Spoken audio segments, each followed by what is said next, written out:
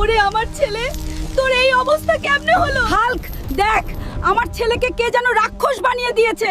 তুই কিছু একটা কর। হেডাম বাবা, আমার ভাইয়ের কি হয়েছে? ও রাক্ষস হয়ে গেল কেন? হাল্ক, তোর ভাইকে রাক্ষস জাদুকর জাদু করে রাক্ষস বানিয়ে দিয়েছে।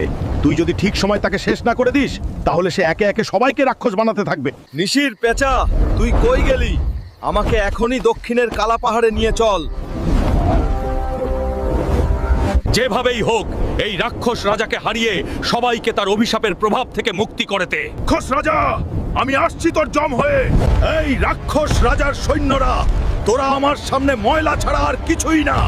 তাড়াতাড়ি তোদের রাজাকে ডাক। হাল্ক, তুই আমার রাজ্যে এসে ঝামেলা করছিস, আমি তোকে ছাড়বো না।